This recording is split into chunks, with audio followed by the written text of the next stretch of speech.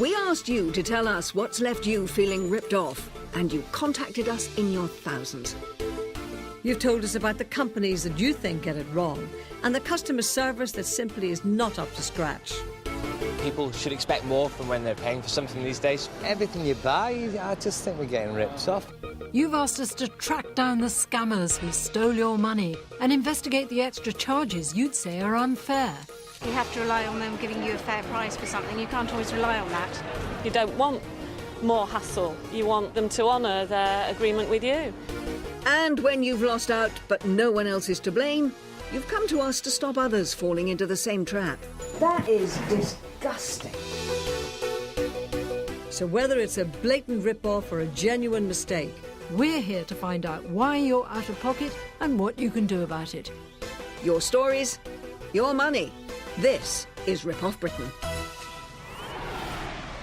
hello and welcome once again to the Rip Off Britain office, where you can see, as ever, the team is busy reading some of the thousands of letters and emails you very kindly send us. And by the way, we're very grateful for every single one, and we read every single one.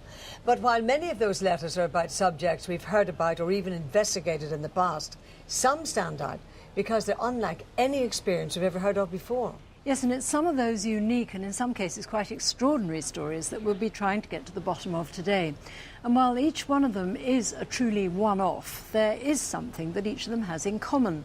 They're all situations that aren't clear-cut, where it's really not easy to pin down who is at fault. And tens of thousands of pounds. The consequence is that I may end up losing my house here, because the amount of money that I now owe is something like 86,000. Of that, since his father Bill died in 2008. Ready? 3. Paul's father had appointed his own solicitor to be the executor of the will. Hello, Julia. Hello, Paul. But Paul became unhappy with aspects of how the solicitor was dealing with his father's estate and the time and money he felt it was taking. So he made a complaint to the solicitor. But how that could be dealt with was going to prove much more complicated than he had expected. The solicitor came back and said that I wasn't the client and therefore he wasn't going to deal with the complaint. I was a beneficiary under my late father's estate, so technically I wasn't the client. The solicitor himself was actually the client in this respect because he was appointed the executor of the estates. The solicitor made clear he didn't work for Paul, but his late father's estate. And that wasn't just legal semantics, it was a distinction that would soon snowball with severe consequences. So, what did you do then? I pursued the matter through the Legal Complaints Service. The Legal Complaints Service was at the time the body responsible for investigating complaints made against solicitors. But before going any further, Paul wanted to know whether the cost of pursuing his complaint was something the solicitor could charge him for. I checked with the caseworker and asked her point blank whether I could be charged, and I was assured that I couldn't. Reassured, Paul went ahead, and his complaints were referred up to the Solicitors Regulation Authority. They too appeared sympathetic to Paul's case, on the basis that although Paul wasn't the solicitor's client, in a case like this he should be treated in the same way as if he was. But the solicitor didn't agree. With his costs for dealing with Paul's complaints mounting, he sent a legal letter warning how much he would expect to be paid for that. And it was a lot. He sent me a letter of claim for 17,500 covering the SRA and the legal complaints investigation. It must have been quite a shock when you opened that letter. It was a shock, and to be honest, the amount of money, it was a horrendous amount of money. And what made it worse was the fact that Paul was being asked to stump up £17,500 after being assured by legal experts that making a complaint shouldn't cost him anything. With the solicitor adamant that he was entitled to recover his costs, and the very real threat that the way for that to happen was for it to come out of the estate, potentially affecting all the beneficiaries, it seemed the only way forward was for the case to be settled in court. And thanks to the support he'd had from the Solicitors Regulation Authority, Paul felt confident about his position. Well, I had the backing of the SRA, the Legal Complaints Service had told me that I couldn't be charged, and I felt that I was completely in the right. You can make a complaint about a doctor and you don't get charged, or a dentist, but you make a complaint about a solicitor and that's you end up being charged. Unable to afford to pay for someone to represent him in court, Paul decided to represent himself. He was sent a statement of support from the Solicitors Regulation Authority, which he was able to use while making his case. But despite this, the judge found against Paul. What the judge said to me is, I'm not here to determine whether your complaint was justified or not, and that's the crux of the matter, really.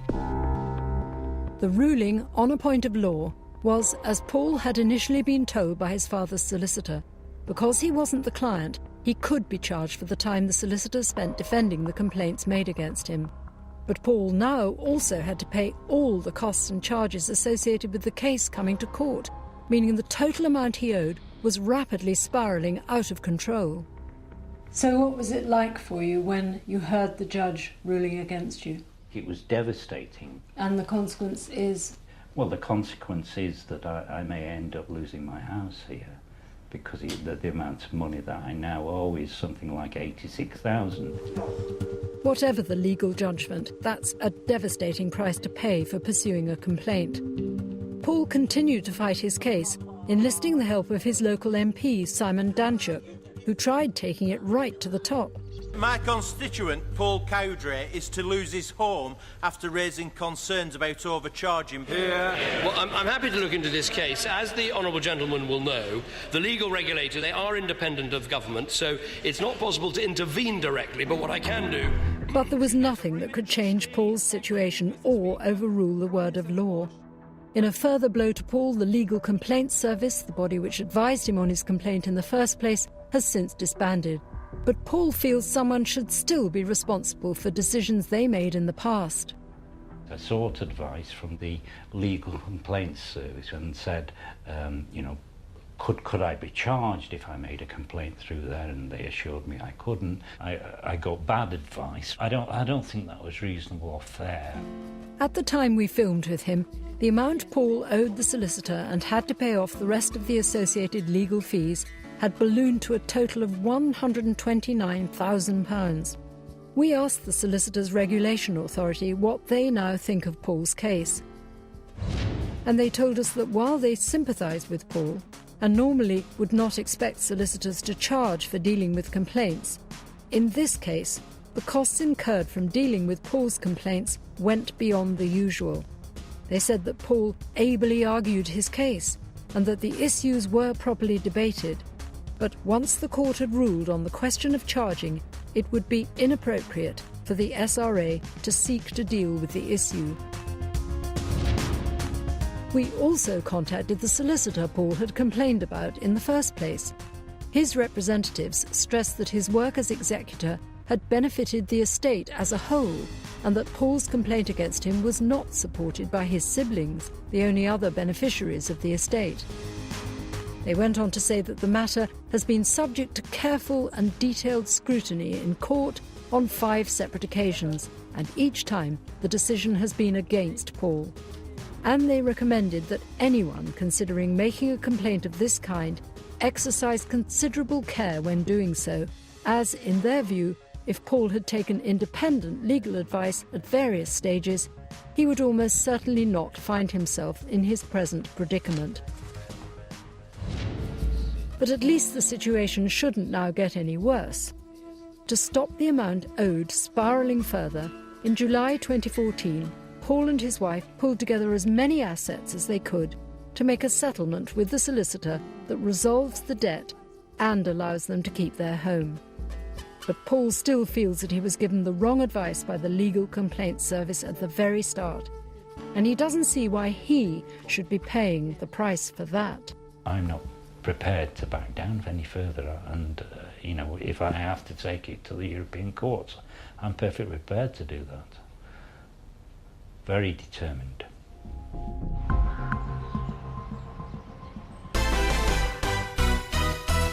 You can write to us at Ripoff Britain, BBC Key House, Media City UK, Salford, M50 2QH. Or you can send us an email to ripoffbritain@bbc.co.uk. The Ripoff team is ready and waiting to investigate your stories. It's sometimes easy to hear the stories we look into on the programme and think, oh, well, I would never fall for that. Or at least you would think if you did, you'd know exactly what to do to get your money back. But I have to say that today's stories simply do not fall into that category. And it's hard to see how any of the people we met could have seen what was coming. Yes, and that's especially the case where people took advice that ultimately let them down. Of course, there are always two sides to every story, but you really can't help sympathising with the predicament of those who tried to find out the best thing to do and yet were steered in the wrong direction with very little they can do about it. So if you're facing a situation like any of the people that we featured in today's programme, where it's not really clear just how things have ended up quite the way they have, or indeed you don't know which way to turn next, then please do let us know. Because however bad things seem, there may yet be something that we can do to point you in the direction of, well, if not a solution, then at the very least some further help. And we'll be back very soon to do exactly that, with more of your stories. So thanks for watching us today. Goodbye. Bye-bye. Bye.